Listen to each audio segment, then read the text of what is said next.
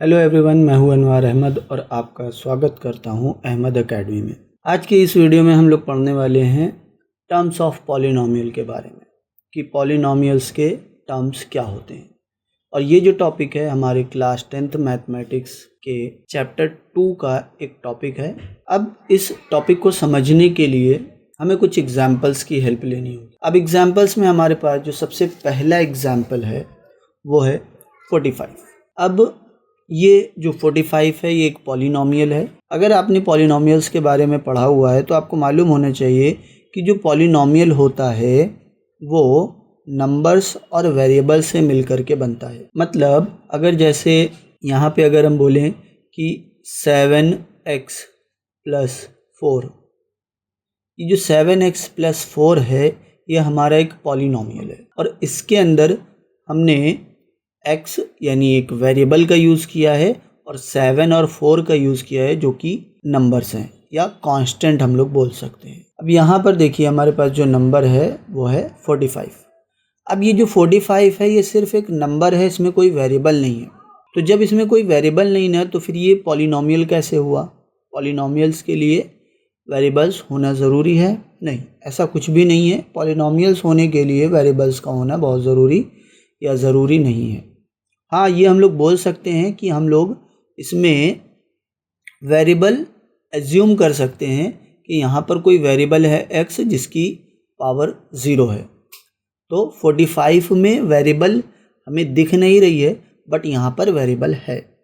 तो अब ये जो 45 है इसको अगर हम देखें ये एक पॉलिनोमियल है और पॉलिनोमियल जब है तो इसमें कितने टर्म्स हैं? तो अगर हम टर्म्स की बात करें तो इसमें सिर्फ एक ही टर्म है।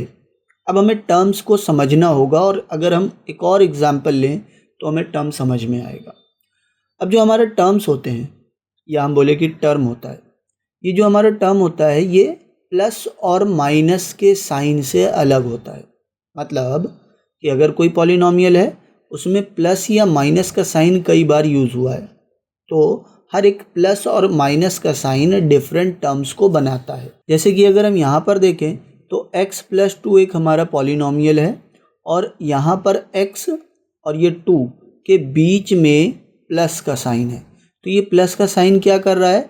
x को 2 से अलग कर रहा है। इसका मतलब ये हुआ कि यहाँ पर हमारे पास 2 टर्म्स हैं जो कि x पहला टर्म हो गया और 2 दूसरा टर्म हो गया। अब एक और एग्जाम्पल लेते हैं।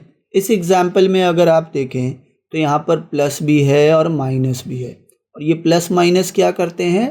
टर्म्स को या बोल सकते हैं कि नंबर्स को हर एक नंबर से अलग करते हैं। अब जैसे यहाँ पर हमने प्लस और माइनस लगा दिया तो अब इस प्लस ने क्या किया? 5x² को 7x से अलग कर दिया और ये माइनस ने क्या किया?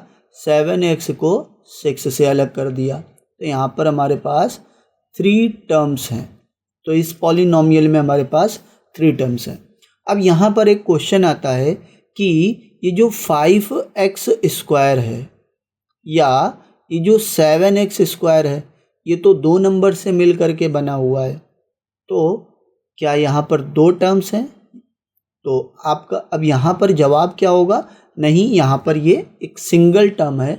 जो 5x² है वो सिंगल टर्म है और 7x ये एक सिंगल टर्म है।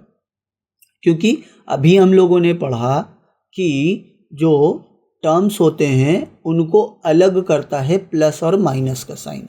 तो इस पूरे नंबर में 3 टर्म्स हैं और जो कि हैं 5x², 7x और 6। ठीक है, कुछ और एग्जाम्पल लेते हैं तो उससे आपको टर्म्स और अच्छे से समझ में आएंगे। अब देखिए यहाँ पर भी क्या है? एक प्लस का साइन है जो 9t³ को और 3t² को अलग कर रहा है। तो ये भी एक क्या हो गया हमारे पास? यहाँ पर भी हमारे पास 2 टर्म्स हैं। अगला एग्जाम्पल हम लेते हैं। अगला एग्जाम्पल हमारे पास है 2p⁴ p² एंड 5। तो ये 3 हमारे पास टर्म्स हैं। क्यों ये टर्म्स हैं? क्योंकि यहाँ पर जो माइनस साइन है या जो प्लस साइन है ये इन टर्म्स को अलग कर रहा है। ठीक है, आगे बढ़ते हैं। अब यहाँ पर क्या है हमारे पास? 9xy। अब यहाँ पर xy 2 एक साथ वेरिएबल आ गई और ये 2 एक अलग हमारे पास एक टर्म हो गया। तो बस आपको माइंड में ये रखना है कि ओनली प्लस और माइनस का साइन अलग अलग टर्म्स को बनाता है। तो यहाँ पे 9xy एक टर्म हो गई और 2 एक अलग टर्म हो गई। अगली हमारे पास पॉलिनोमियल है, इसमें भी हम लोग देखेंगे। तो यहाँ पर हमारे पास जो पहला टर्म है वो क्या है, 3y³ z² plus 2y² z और 8y, ये सारे क्या हैं, टर्म्स हैं। तो इस तरह से आपको समझ में आ गया होगा टर्म्स के बारे में। अब इन्हीं को हम लोग फिर से एक बार देख लेते हैं। तो इस वाले में हमारे पास टर्म्स क्या क्या हैं, ओनली 45 है। सेकेंड एग्जाम्पल में हमारे पास टर्म्स हैं x और 2। अब 2 के आगे प्लस का साइन है, तो प्लस के साइन को या तो आप लगा ले या ना लगाएं, जब हम अलग अलग लिख रहे हैं। तो x एक अलग टर्म है, 2 एक अलग टर्म है। इस एग्जाम्पल में हमारे पास 5x² पहली टर्म हो गई, 7x ये दूसरी टर्म हो गई और -6 हमारी तीसरी टर्म है। फोर्थ एग्जाम्पल में हमारे पास 9t³ फर्स्ट टर्म है, 3t² सेकेंड टर्म है और इसी तरह नेक्स्ट एग्जाम्पल में 2p⁴ -p² और 5, ये हमारी अलग अलग टर्म्स हैं। अब इस एग्जाम्पल नंबर 6 में हमारे पास 9xy एक टर्म है और 2 एक अलग टर्म है।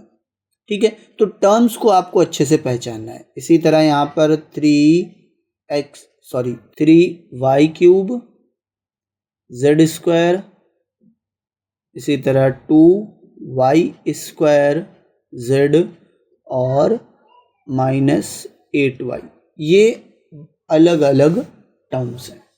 अब इसके अलावा एक एग्जाम्पल और लेते हैं और इस टॉपिक को ख़त्म करते हैं। अगर जैसे मान लीजिए हमारे पास 5x/7 प्लस 9y प्लस 3/2, अगर यहाँ पर टर्म्स की बात की जाए तो आपको क्या याद रखना है कि जो प्लस और माइनस का साइन होता है ये टर्म्स को अलग अलग बांटता है। तो यहाँ पर फर्स्ट टर्म क्या हो गया, 5/7x, 9y और 3/2, ये अलग अलग टर्म्स हैं हमारे पास। ठीक है, तो लगभग आपको टर्म्स के बारे में समझ में आ गया होगा।